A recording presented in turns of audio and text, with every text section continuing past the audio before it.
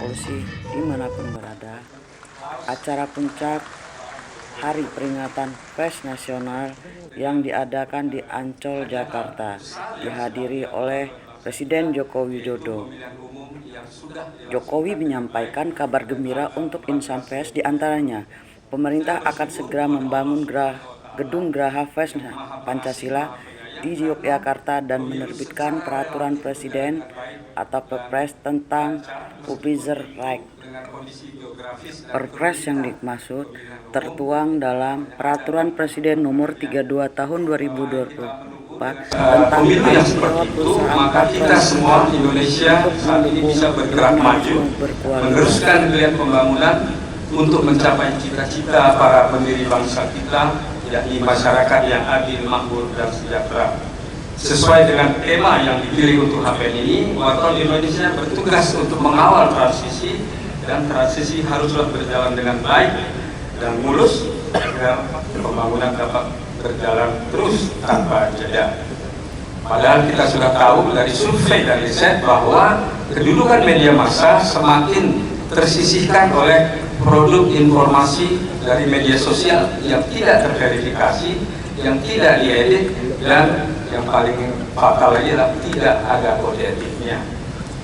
Apakah kita akan membiarkan opini publik di Indonesia disetir oleh informasi media sosial? Tentu tidak.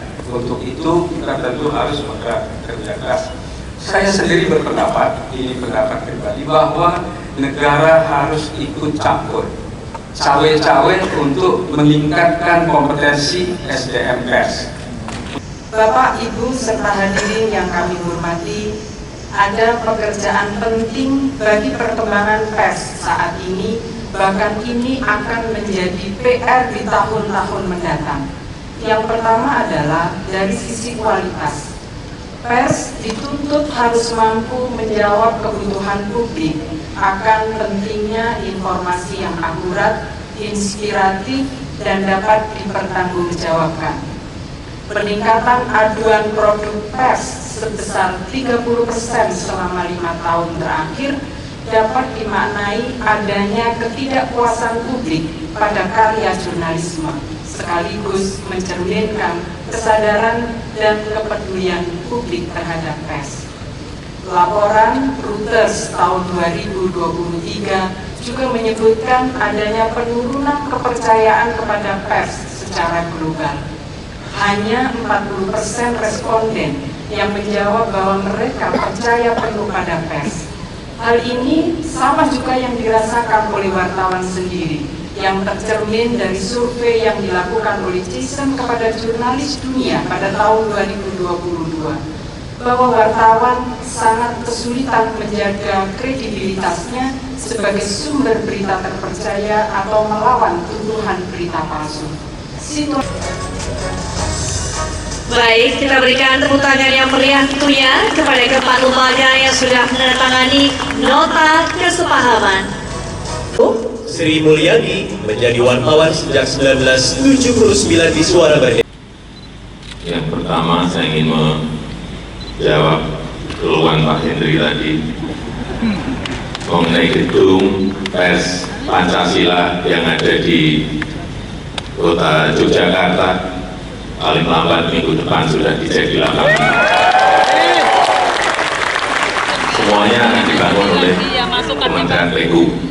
Saya belum tahu habisnya berapa, tapi sudah saya sanggupi dan segera akan dibangun.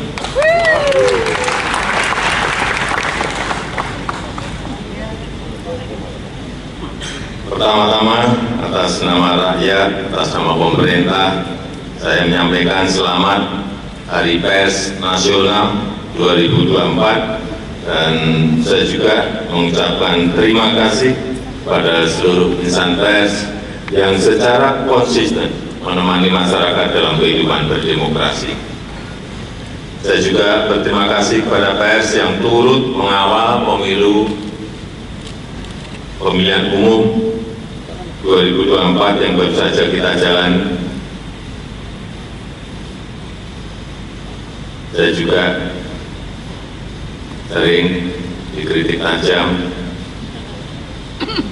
ada gambar wajah saya yang unik-unik, yang aneh-aneh, di sampul media, di sampul majalah, di media sosial, ramai sekali, aneh-aneh, tapi tidak apa-apa, tidak ada masalah buat saya. Tapi jujur saya ada yang komplain. Mbak, akhirnya saya kan Mbak, wajahnya Mbak jadi digambar jelek banget. Ya, itulah. Ini bagian dari penghormatan saya atas kebebasan pers, kebebasan berekspresi, dan kebebasan berpendapat. Bapak Ibu insan pers sekalian, pemerintah menyadari berbagai tantangan yang dihadapi oleh insan pers di era digital.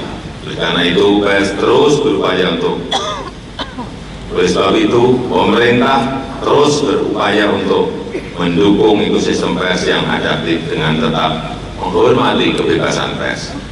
Seperti yang sudah saya sampaikan pada peringatan Hari Pers Nasional tahun lalu, jurnalisme berkualitas dan keberlanjutan industri media konvensional menjadi perhatian penting pemerintah, dan ini yang dinanti-nanti. Setelah sekian lama, setelah melalui perdebatan panjang, akhirnya kemarin saya menandatangani peraturan presiden tentang tanggung jawab platform digital untuk mendukung jurnalisme berkualitas, atau yang kita kenal sebagai Perpres Publisher Rights. Prosesnya memang sangat panjang, banyak perbedaan pendapat, dan saya tahu ini melelahkan bagi banyak pihak, sulit sekali menemukan titik temu. Sebelum menandatangani, saya juga betul-betul mendengarkan aspirasi dari rekan-rekan pers. Aspirasinya tidak benar-benar bulat, ada perbedaan aspirasi antara media konvensional dengan platform digital.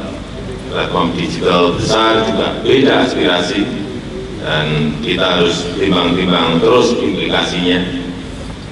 Dan setelah mulai ada titik kesepahaman, mulai ada titik temu, ditambah lagi dengan Dewan Pers yang mendesak terus,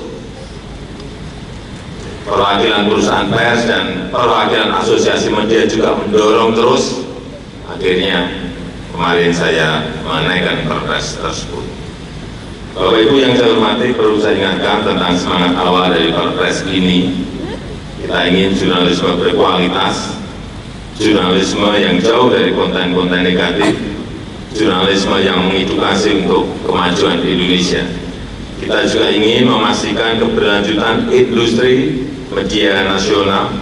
Kita ingin kerjasama yang lebih adil antara perusahaan pers dan platform digital. Kita ingin memberikan kerangka umum yang jelas bagi kerjasama perusahaan pers dan platform digital. Perpres ini sama sekali tidak dimaksudkan untuk mengurangi kebebasan pers. Saya tegaskan bahwa publisher rights lahir dari keinginan dan inisiatif insan pers. Pemerintah tidak sedang mengatur konten pers. Pemerintah mengatur hubungan bisnis antara perusahaan pers dan platform digital dengan semangat untuk meningkatkan jurnalisme yang berkualitas. Kemudian perlu saya ingatkan juga tentang implementasi Perpres ini. Kita masih harus mengantisipasi risiko-risiko yang mungkin terjadi, terutama selama masa transisi implementasi Perpres ini, baik itu perihal respon dari platform digital dan respon dari masyarakat pengguna layanan. Terhadap perusahaan pers yang saya tahu sedang menghadapi masa-masa sulit di era platform digital ini, pemerintah juga tidak tinggal diam. Pemerintah akan terus mencari solusi dan juga kebijakan afirmatif untuk perusahaan pers di dalam negeri. Saya juga meminta Menkominfo agar memprioritaskan belanja iklan pemerintah untuk perusahaan pers. Beberapa kali saya sampaikan, minimal untuk bantalan jangka pendek. Memang ini tidak menyelesaikan masalah secara keseluruhan. perusahaan pers dan kita semua tetap harus memikirkan bagaimana menghadapi transformasi digital ini. Dan kepada rekan-rekan kreator konten yang kabarnya khawatir terhadap Perpres ini, saya sampaikan bahwa Perpres ini tidak berlaku untuk kreator konten. Silahkan dilanjutkan kerjasama yang selama ini sudah berjalan dengan platform digital. Silahkan lanjut terus, karena memang ya ada masalah. Bapak Ibu insan pers yang saya banggakan, terakhir saya ingin menitip dua pesan. Pertama, pers harus tetap menjadi salah satu pilar menjaga demokrasi. Pers harus menjadi rumah bersama untuk menjadikan informasi. Beritakanlah fakta-fakta apa adanya, tapi bukan mengada-ada, bukan asumsi-asumsi, bukan seolah-olah ada. Yang kedua, saya sangat berharap perusahaan pers dapat memikirkan langkah-langkah konkret dan strategis, terus melakukan inovasi agar adaptif dalam merespon perubahan zaman, mampu berdiri tegak secara mandiri di tengah gempuran persaingan global. Saya rasa itu yang ingin saya sampaikan dalam kesempatan yang baik ini. Terima kasih. Wassalamualaikum warahmatullahi wabarakatuh. Dimohon berkenan mendampingi pengumpulan hadroh untuk naik ke atas panggung Ketua MPR RI, Seskap, Menkominfo, Penjabat Gubernur DKI Jakarta, Ketua Dewan Pers, dan Ketua Umum PWI.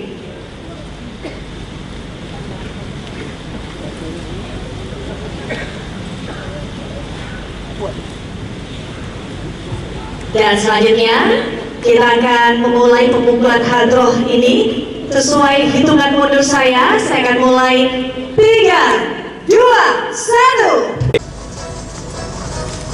Baik, berikutnya adalah penghargaan medali emas kemerdekaan pers Menteri Luar